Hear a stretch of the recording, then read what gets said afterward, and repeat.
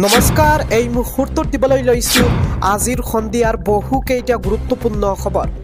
আজি হৈছে 9 এপ্ৰিল আৰু এই ধৰণৰ খবৰসমূহ নিতৌ চাবৰ বাবে চেনেলটো ছাবস্ক্ৰাইব কৰি ভিডিঅ'টোত এটাকৈ লাইক কৰি দিব। আজিৰ সন্ধিয়া প্ৰথমটো খবৰ হৈছে এটা বিগ ব্ৰেকিং নিউজ। এই মুহূৰ্তত জনাই আছোঁ গুৱাহাটী মহানগৰীৰ চৰ্চলৰ ধৰ্ণাস্থলীত আমচুৰ বৃহৎ উত্থাল প্ৰতিবাদ। ওয়াকফ সংশোধনী আইন 2025 বাতিলৰ দাবীৰে তীব্ৰ প্ৰতিবাদ আমচুৰ।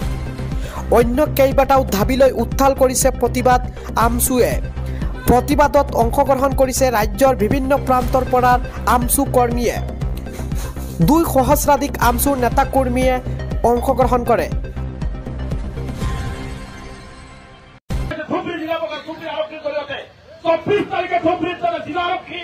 আয়ুক্ত এটাতে ধুবড়ীত আমচুর আন্দোলন 24 তারিখে রুখুয়াই দিয়ে 21 তারিখে হজাই জেলা আরক্ষী বিবরণে আমার ঘর পুলিশ প্রধান রাতে নির্মম ভাবে আমার খেটি ধরে করার চেষ্টা করেছে। হজাই 21 তারিখে যাতে আমচুর আন্দোলন চালকে রোধ করে দেখুয়াই দিয়ে আমি গণতান্ত্রিক আন্দোলন যাও ভয় করা নাই, ভবিষ্যতে ভয় নকৰো এনেকুৱা ছিল আমি সদায় আদৰণি জনাওঁ। কিন্তু এটা স্পষ্ট অসমৰ মুখ্যমন্ত্ৰী আমাৰ ভীৰু ভয় খাইছে, ভয়াতুৰ, যাৰ কাৰণে আমচুৰ আন্দোলন তেওঁলোকে ৰোধ কৰিব বিচাৰিছে। আমচুৰ আন্দোলনক ভয় কৰি পুলিচ লগাই দিছে। আমচুৰ সভাপতিৰ ঘৰত পুলিচ পঠিয়াই দিছে। মই কি অপৰাধী নেকি? মই কিবা মুখ্যমন্ত্ৰী নেকি? মই কিবা বেয়া কাম কৰিছিলো? কেইবাজন জিলা সভাপতি, কেইবাজন কেন্দ্ৰীয় সতীৰ্থক এতিয়ালৈকে থানাত আবদ্ধ কৰি পাইছে, এতিয়ালৈকে এৰি দিয়া হোৱা নাই। পাছৰ পৰা তেওঁলোকে চকুৰাই নমাই আছে। গতিকে এটা কথা স্পষ্ট কৰি দিছো, অসমৰ মুখ্যমন্ত্ৰী ডাঙৰীয়া আপুনি কাৰো ডিঙি চাপি বাক স্বাধীনতা ৰুদ্ধ কৰিব নোৱাৰে। এয়া আমাৰ সাংবিধানিক অধিকাৰ। হিমন্ত বিশ্ব শৰ্মা বুলি আপুনি মনত থকা উচিত। হিটলাৰেও কিন্তু ইহুদীসকলক মাৰি শেষ কৰিব পৰা নাই। আপুনি পুলিচ পেৰেডেৰে আমচুৰ ল'ৰাক জেলত ভৰায়ো আমচুৰ আন্দোলন আপুনি শেষ কৰিব নোৱাৰে। এই আন্দোলন চলিছে, নদীৰ সোঁত বৈছে আৰু অধিক ভয়াৱহভাৱে নদীৰ সোঁত বৈ থাকিব। গতিকে স্পষ্ট এইকাৰণে কৈছো যে আজি আমাৰ আন্দোলন আৰম্ভ হৈছে। আমি স্পষ্টকে কৈছো ওয়াকফ আইন আমি নামানো। এই আইন পুনৰ বিবেচনা কৰি বাতিল কৰাৰ কাৰণে আমি চৰকাৰৰ দাবী উত্থাপন কৰিছো।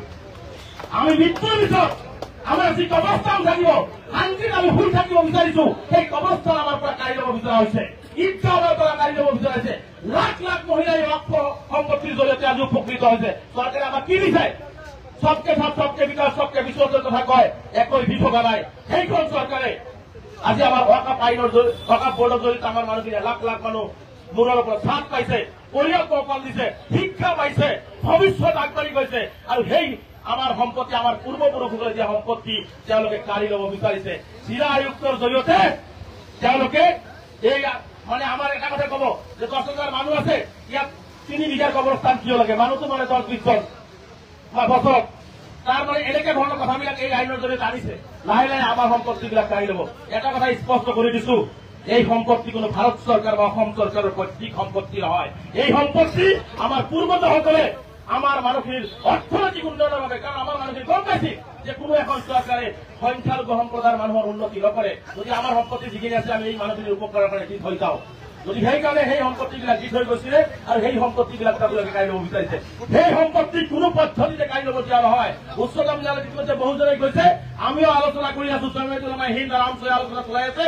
জমিয়তে ইতিমধ্যে কৈছে আমিও এই আইনৰ জৰিয়তেও ইয়াক ভেটা দিবৰ কাৰণে, আমি ন্যায়ালয়ৰ জৰিয়তে ভেটা দিবৰ কাৰণে আমি সিদ্ধান্ত গ্ৰহণ কৰিছো। গতিকে মই স্পষ্টভাৱে কৈছো যে ওয়াকফ আইন যিটো এমেণ্ডমেণ্ট এক্ট যিটো আনিছে, এইটো সম্পূৰ্ণ বাতিল কৰিব লাগে। আমাৰ অধিকাৰ আমাক সুৰক্ষিত কৰি ৰখাৰ ব্যৱস্থা গ্ৰহণ কৰিব লাগে। আজি অসমৰ কেইবাটাও সমস্যালৈ আমি ইয়াত আন্দোলন কৰিছো। অসমৰ মুখ্যমন্ত্ৰী হিমন্ত বিশ্ব শৰ্মা ডাঙৰীয়াই কেৱল মাত্ৰ ধৰ্মীয় সংখ্যালঘু মুছলমান দেখাৰ কাৰণে আজি টাৰ্গেট কৰি লৈছে। আজি কোনোবাই স্কুল খুলিব নোৱাৰে, কোনোবাই সাংবাদিকতা কৰিব নোৱাৰে, কোনোবাই আন্দোলন কৰিব নোৱাৰে। এইটো এটা গণতান্ত্ৰিক দেশ হল নেকি? গণতান্ত্ৰিক ৰাজ্য হল নেকি? যে কোনোবাই নিজৰ বাক স্বাধীনতা কথা ক'ব নোৱাৰিব, নিজৰ অধিকাৰৰ কথা ক'ব নোৱাৰিব? চৰকাৰে ঠিকেই যদি সেইবিলাক বন্ধ কৰিব বিচাৰিছে, চৰকাৰৰ দুৰ্নীতি থাকিবৰ কাৰণে, চৰকাৰৰ বিফলতা থাকিবৰ কাৰণে মানুহৰ ওপৰত এই ধৰণৰ সংখ্যা বিশেষকে ধৰ্মীয় সংখ্যালঘুসকলক বাছি হিমন্ত বিশ্ব শৰ্মা ডাঙৰীয়াই যিমানেই নকওক কিয় যে মুছলমান মহিলাই মোক ভাল পায়, মুছলমানসকলৰ মই ডক্টৰ ইঞ্জিনিয়াৰ বনাব বিচাৰিছো, তেওঁৰ মূল লক্ষ্য হৈছে, তেওঁৰ হিডেন এজেণ্ডা হৈছে ধৰ্মীয় সংখ্যালঘুসকলক টাৰ্গেট কৰি অসমৰ মানচিত্ৰৰ পৰা শেষ কৰা। কিন্তু এটা কথা স্পষ্ট আন্দোলনৰ জৰিয়তে আমি কৈ দিছো, হিমন্ত বিশ্ব শৰ্মা ডাঙৰীয়া আপুনি 50 বাৰ গাড়ীত বহিলেও অসমৰ মুছলমানৰ গাৰ ৰুম এডাল আপুনি লৰাব নহয়। আপোনাৰ ক্ষমতা আছে, আপুনি দুখীয়া মানুহৰ ঘৰ ভাঙিব পাৰে, আপোনাৰ ক্ষমতা আছে কাৰোবাৰ স্কুলৰ প্ৰিন্সিপালক ধৰিব, কোনোবা ইয়ৰ মালিকক ধৰিব, কোনোবা সাংবাদিকক ধৰিব, আপোনাৰ ক্ষমতা আছে, পুলিচ আছে আপোনাৰ হাতত। কিন্তু এটা কথা মুখ্যমন্ত্ৰী ডাঙৰীয়াই মনত ৰখা উচিত, ক্ষমতা কিন্তু চিৰস্থায়ী নহয়। গণতান্ত্ৰিক দেশখন ৰাইজেই ৰজা, এটা দিনত কিন্তু আপুনি এই ক্ষমতাৰ পৰা আঁতৰিব লাগিব। গতিকে এই ধৰণে আজি আমাৰ উচ্ছেদিত মানুহখিনিক সংস্থাপন নাই, আজি চহৰৰ মানুহৰ আজি মাটি জৰীপ কৰি আছে, চহৰৰ মানুহৰ মাটি কাঢ়িবৰ কাৰণে সিদ্ধান্ত লৈছে এইখন চৰকাৰে। চহৰৰ মানুহৰ মাটিৰ পট্টা আজিলৈকে ব্যৱস্থা নহল। আজি মেডিকেলৰ 4টা চিট চহৰ ৰাইজৰ কাৰণে দিয়া হৈছিলে, সেই চিটটা ডক্টৰ বনাব, আমাতকৈ ডক্টৰ ইঞ্জিনিয়াৰ হ'ব লাগে, আৰু সেইজন মুখ্যমন্ত্ৰীয়ে মেডিকেলৰ চহৰ অঞ্চলৰ 4টা চিট কাটি দিছে। সেইজন মুখ্যমন্ত্ৰীয়ে, এজন মুখ্যমন্ত্ৰী এটা কথা ক'ব লাগে, চকীখনত বহি চকীখনৰ সন্মানটো লাভ কৰিছে, চহৰ অঞ্চলৰ মানুহৰ ডক্টৰ ইঞ্জিনিয়াৰ হ'ব লাগে, আকৌ তেওঁলোকে কি কৈ আছে চহৰৰ মেডিকেলৰ চিট 4টা কাটি দিছে। আজি 40 বছৰৰ পৰা এই 4টা চিটত আমাৰ দুখীয়া ছাত্ৰ ছাত্ৰীয়ে পঢ়ি আছিলে।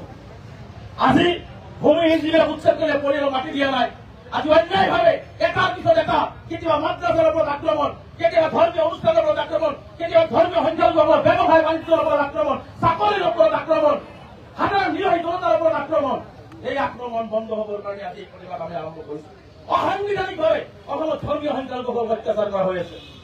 গতিকে মই স্পষ্টভাৱে আপোনালোকক কৈছো যে আজিৰ আন্দোলন আৰম্ভণিহে আৰম্ভণি কৰা হল। আপোনালোকে মই আপোনালোকক ধন্যবাদ জনাইছো। পুলিচৰ যি ভেহু ফালি আপোনালোকে গুৱাহাটীত আহিব পাৰিছে, আমি এই ভেহু ফালি দিল্লীতো গৈ আন্দোলন কৰিব পাৰিম। আমি এই ভেহু ফালি আমি সমগ্ৰ অসমতে আন্দোলনৰ কাৰ্যসূচী গ্ৰহণ কৰিম। গতিকে মই স্পষ্টভাৱে প্ৰথমতে আজি ঘোষণা কৰি দিছো, কৰিমগঞ্জত, বৰপেটাত, হোজাইত, দৰঙত, লখিমপুৰত, কোকৰাঝাৰত আৰু ধুবুৰীত এই মাহৰ আৰু অহা মাহৰ 5 উইকৰ ভিতৰত কেইবাখনো প্ৰতিবাদী জনসভা এই সমস্যাৰ ওপৰত কৰা হ'ব। অসম চৰকাৰে সেই আন্দোলনবিলাক বন্ধ কৰি যাতে দেখুৱাই দিয়ে। আমি আন্দোলন কৰিম, আৰু জিলা প্ৰশাসন যিসকল জিলা প্ৰশাসনৰ ব্যক্তি আছে মই আহ্বান জনাইছো, আপোনালোকে চৰকাৰৰ হাতৰ পুতলা নহয়, গণতান্ত্ৰিক আন্দোলনৰ জৰিয়তে কথা ক'ব বিচৰা সংগঠন হওক, ব্যক্তি হওক, তেওঁলোকক সহযোগিতা আগবঢ়াওক। আজি যোৱাকালি যিটো পুলিচৰ যিটো অত্যাচাৰ, পুলিচৰ যিটো ভূমিকা অতিকে ঘৃণনীয়, যিটো দমন নীতি, আমাৰ ল'ৰাই কিবা চুৰ কৰিব আহিব বিচাৰিছে গুৱাহাটীত, আমাৰ ল'ৰাই কিবা ইয়াত সন্ত্ৰাস সৃষ্টি কৰিব আহিব বিচাৰিছে নেকি?